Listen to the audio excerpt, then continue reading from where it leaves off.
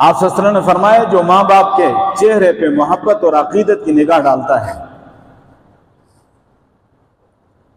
اس کو مقبول حج کا ثواب ملتا ہے۔ ما من ولد بار ينظر الى وجه والديه نظرة رحمة الا كتب الله له بكل نظرة حجة مبرورة۔ جو فرمانبردار بیٹا اپنے ماں باپ کے چہرے پہ محبت اور عقیدت کی ایک نگاہ ڈالتا ہے اللہ اس کو مقبول حج کا ثواب عطا فرماتے ہیں۔ صحابہ نے پوچھا وَإِن نَظَرَ فِي كُلِّ يَوْمٍ مِئَةَ مَرَّةٍ، یا رسول اللہ اگر دن میں 100 مرتبہ اپنے والدین کے چہرے پہ محبت اور عقیدت کی نگاہ ڈالے تو اس کو 100 مقبول حج کا ثواب ملے گا۔ آپ صلی اللہ علیہ وسلم نے فرمایا اللہ اکبر وَأَطْيَبُ، اللہ بہت بڑا ہے، یہ 100 حج کا ثواب اس کو عطا کرے گا۔ اللہ کی ذات بہت پاکیزہ ہے، اللہ کے ہاں کسی چیز کی کمی نہیں ہے۔ اب یہی نگاہ تھی جو ماں باپ کے چہرے پہ آپ نے ڈالی، آپ کے لیے نجات کا ذریعہ بنا۔ کان ہیں یہ اللہ کی نعمت، پیارے محبوب نے ہمیں بتایا ان کانوں کو کیسے استعمال کرنا ہے۔ ان کانوں سے اللہ کا کلام سننا ہے، اچھی بات سننی ہے، دین کی بات سننی ہے، غلط بات نہیں سننی، بعض نصیحت سننی ہے، قرآن سننا ہے، نبی کی شان سننی ہے، نبی کا مقام سننا ہے۔ تو یہی کان تمہاری نجات کا ذریعہ ہے۔ اگر آپ صلی اللہ علیہ وسلم کے طریقے کے مطابق ان کانوں کو استعمال نہ کریں تو دنیا میں تھوڑا سا فائدہ اٹھا لیں گے، لیکن آخرت میں یہ کان ہمارے لیے وبال بن جائے اور سیسا پگھلا کر ڈالا جائے گا ان کانوں میں جن کانوں سے کوئی گانے سنتا ہے، فحش کلام سنتا ہے، غیبت سنتا ہے، چغلی کرتا اور سنتا ہے، اس کے کانوں میں سیسا پگھلا کر ڈالا جائے گا۔ اب یہ کانوں کے استعمال کس نے بتایا؟ پیارے محبوب نے۔ یہ ہمارے لیے نجات کا ذریعہ۔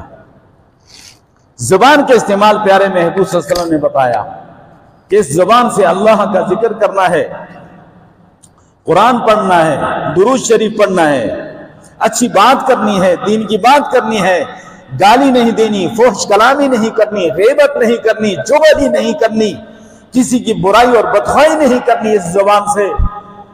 یہ زبان تمہارے لیے نجات کا ذریعہ۔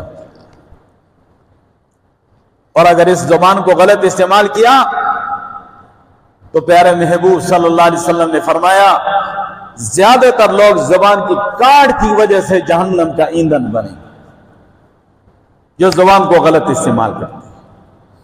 تو میں عرض کر رہا تھا کہ جتنی نعمتیں ہیں اپنے وجود پہ غور کر لیں، کائنات کی نعمتیں اپنی جگہ پہ، یہ نعمتیں ان کی تکمیل پیارے محبوب کی آمد پر ہوئی۔ آپ صلی اللہ علیہ وسلم کی تشریف آوری ہوئی تو ان نعمتوں کا استعمال آقا نے ہمیں بتایا، اور یہی نعمتیں ہماری نجات کا ذریعہ۔ دنیا میں ہم فائدہ اٹھا رہے ہیں، آخرت میں ہمارے لیے نجات کا ذریعہ۔ اگر آپ صلی اللہ علیہ وسلم کی تعلیمات کے مطابق ان نعمتوں کو استعمال نہیں کریں گے، دنیا میں تھوڑا سا فائدہ تو اٹھا لیں گے لیکن آخرت میں وبال ہے۔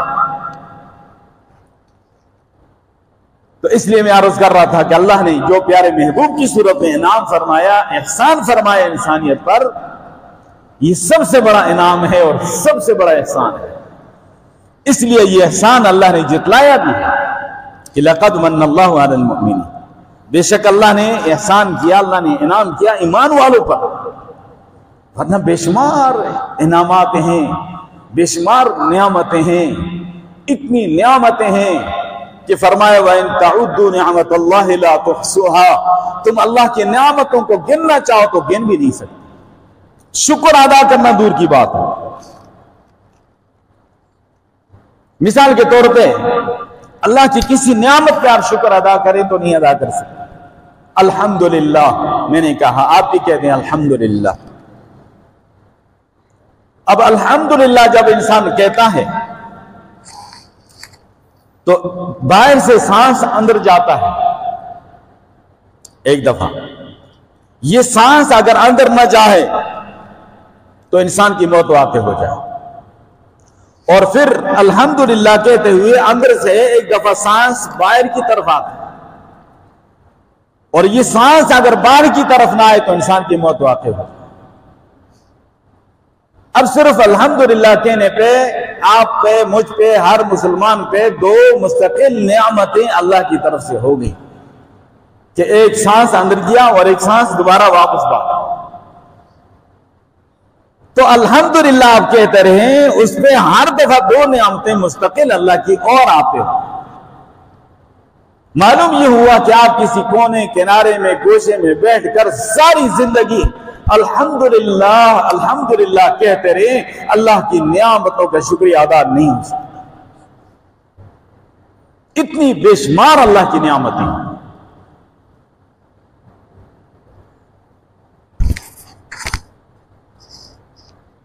اللہ نے حضرت داؤد علیہ السلام سے فرمایا کہ اعملوا آل داؤد شکرا، اے داؤد علیہ السلام کے گھر والوں، اہل عیال، اللہ کے شکر ادا کرو۔ حضرت داؤد علیہ السلام نے فرمایا یا اللہ میں تیرا شکر کیسے ادا کروں؟ جب میں تیرا شکر ادا کروں گا تو تیرے فضل سے، تیرے کرم سے، تیری توفیق سے کروں گا، اور ایک دفعہ شکر ادا کروں گا تو مجھ پہ مزید تیرا انعام اور احسان ہو جائے گا۔ اب اس کا شکر ادا کروں گا دوبارہ تو پھر مزید تیرا انعام اور احسان ہو جائے گا۔ یا اللہ میں تو تیری نعمتوں کا شکر ادا ہی نہیں کر سکتا۔ تو اللہ تعالیٰ نے فرمایا میرے پیارے، یہ اعتراف ہی میری نعمتوں کے شکر ادا کرنے کے لیے کافی ہے کہ تو نے یہ کہہ دیا کہ میں تیری نعمتوں کا شکر ادا کر ہی نہیں سکتا۔